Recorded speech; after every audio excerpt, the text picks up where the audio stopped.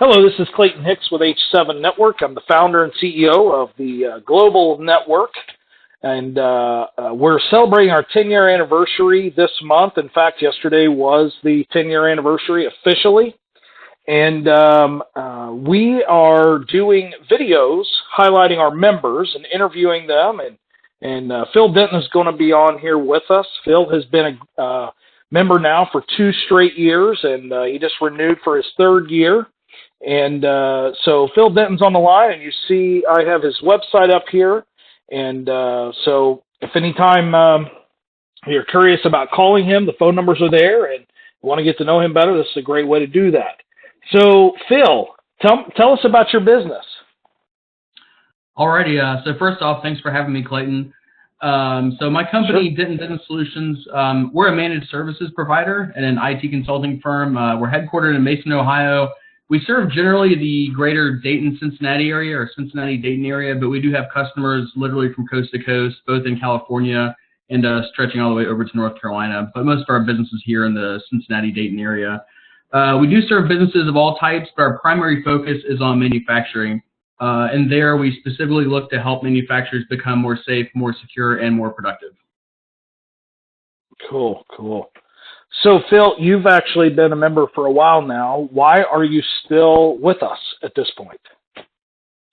So honestly, I used to attend the H7 Connect meetings, which I believe are the weekly meetings up here in my area in Deerfield, and I've checked in on Westchester and Mason and the others near me. But honestly, I got plugged into the H7X team concept, I guess probably about 1.5 years ago. So for those of you who are unaware, basically X teams are small, I would say smaller H7 groups that are kind of all focused on the same market segment or the same target market or the same kind of area. So it's kind of like the A team or a Tiger team or whatever you call it, where a group of guys outside of the Connect teams are on the same team. So basically I got plugged into the manufacturing X team pretty early on when that started forming. So now I'm heavily involved in that. We meet every week. I never miss a meeting. We've got stuff going on.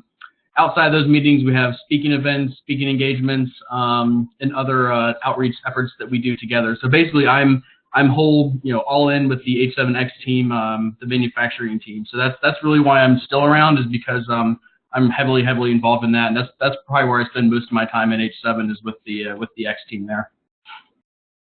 That's awesome. All right, so let's find out a little bit more information about you and your business. So could you give me a few specific requests without just being very specific with your requests? We'll talk about why they're your requests after you tell us, but can you give us some specific requests that you have, maybe 2 or 3, maybe a company or an industry or a mixture? Would that be okay? Yeah, so again, we do serve all industries. We've done everything from migrating companies over to Office 365. Companies need phone system help. They're moving in office. And about cybersecurity, that's all stuff we can help with. But again, our primary market is manufacturing. So I'd say the 3 groups we're looking for are probably manufacturers first and foremost to connect with. Secondly.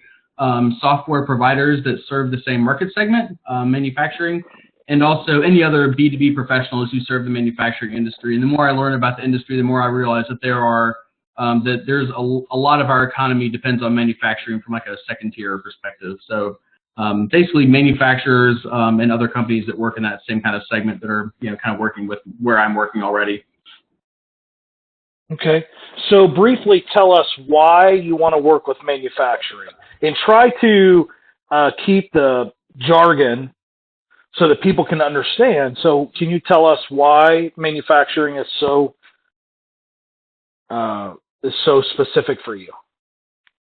Yeah, so honestly, the top reason is manufacturing is important to me because it's important to the U.S. and it's important to our economy and important to our economy here locally.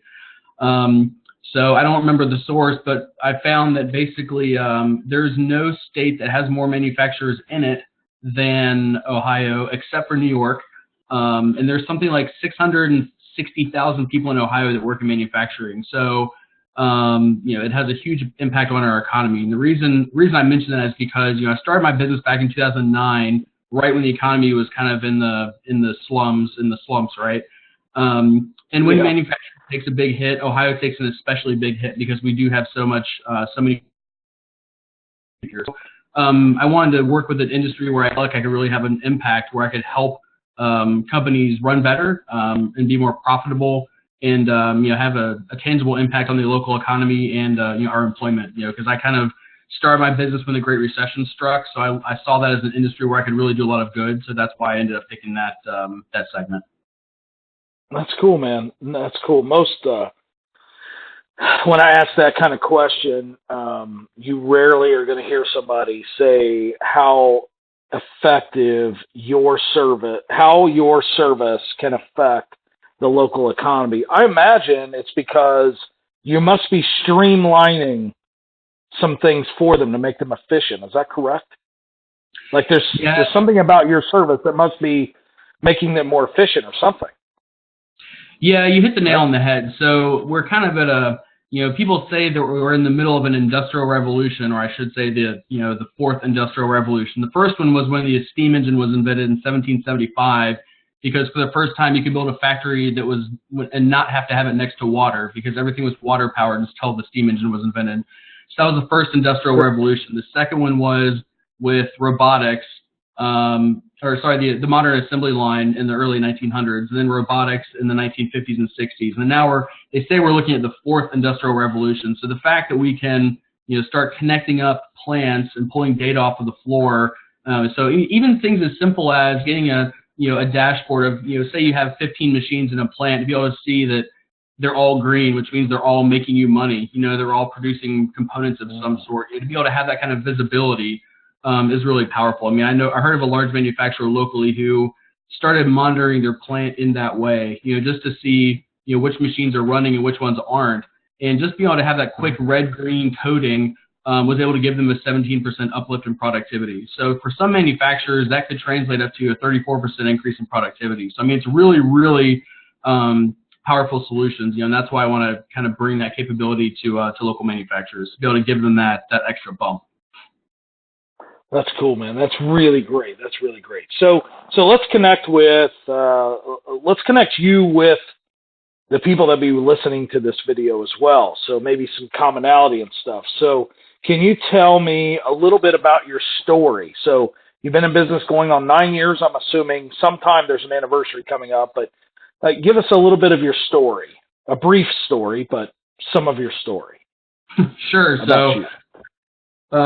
So luckily, a lot of people, I guess, don't know where they're going to end up later in life when they're in high school. But I knew from pretty much high school on that I was building my own computers in high school. And, when I was a senior, instead of taking regular electives like everybody else, I went to the local career center and took classes in Windows networking and all sorts of other technology classes my senior year at the local community college. So I've always known I wanted to be in IT. I went to college for computer science, got out, and I went to work for an IT company in Cisco phone systems and Cisco network infrastructure. So all the core connectivity pieces there, security, wireless, that kind of phone systems, that kind of stuff. Transferred down here in 2008, which was when I first came to Cincinnati. And basically, I've been doing IT ever since. I took a brief detour doing web design when I first started my business, but I realized you have to have a head for writing content to be good at that. I don't have that. I'm good with IT and ones and zeros and tech stuff, but not so good with the writing side of things. So basically, ever since 2013, my business has been focused purely on technology, because I guess I was trying to swim upstream, I guess, when I was doing web design, that kind of thing, because IT is kind of what I've always wanted to do. It's what I really enjoy doing, actually. That's cool. Thanks. So tell us a little bit about your family. So I have a lovely wife, Jordan. We actually met on the internet, believe it or not, on Match.com. We've been married now for 8 years, and I have a son, Jackson, who is 3. We adopted him from Kansas, and he is a handful and then some, but he is awesome. I'd say I love IT, but I tell you, the best job I've ever had is being a dad. It's the coolest thing ever. That's cool. That's cool. All right. What about any hobbies that you're into? Being a father, I imagine hobbies aren't as easy to get to now. So tell us a little bit about some things that you might be into.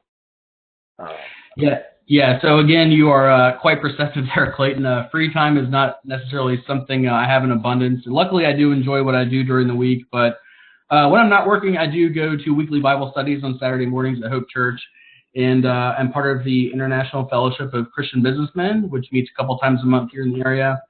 And when I can, I do like to go skeet shooting or trap shooting over in the Milford Gun Club over there. So as far as pure, my thing where I get to do and spend time doing what I want to do, that's where I go. And my wife got the family season tickets to FC Cincinnati this year, so I'm becoming an FC Cincinnati fan pretty quickly here. We went to the preseason opener at Gettler Stadium a couple weeks ago, and I can't wait for the first home match on April 7th. So if you're an FC Cincinnati fan, you will see me at every home game for sure. That's cool. My son I need to take my son to one of those. So he's really into soccer as well. So Phil, how do they get in touch with you? If someone wanted to connect with you, how do they connect with you? Facebook, LinkedIn, phone, email. I mean, I'm a tech guy, so pretty much any channel that is out there, you can probably reach me on. But honestly, I prefer a good old-fashioned phone or email. Honestly, I mean, LinkedIn and Facebook are fine too. So if you want to find me on there, that's fine. Obviously, I'm connected with you, and I'm connected with H7, and I'm all over social media. So just whatever your platform of choice is, find me there, and you probably will. Look to me there, and you'll probably find me. Sure. What's your email address? Tell everybody what your web address is, please. Your URL. Yeah, so my URL is www.dentonsolutions.com. And it's the same for our LinkedIn and Twitter and everything else. But yeah, so our website's www.dentonsolutions.com. And my email address is just phil@dentonsolutions.com. So if you want to shoot me an email, please do. I'm usually really quick on email, but I did just turn on a bunch of new spam filtering and stuff. So if I don't answer immediately, please feel free to call back or ping me another way, and maybe I accidentally got your email caught in a spam filter. So if you don't hear back from me, if you send me an email and you don't hear within a day or so, please feel free to follow up over phone or something, and I'll make sure I'll get you taken care of. Awesome. Well, thanks, Phil, for being on. Appreciate your time, and keep on rocking, man. I love you're living your dream. So thank you. Thanks for being on. That's what it's all about. Thanks, Clayton. I appreciate it. Thanks for the opportunity. Thanks. Yeah, bye. Bye-bye.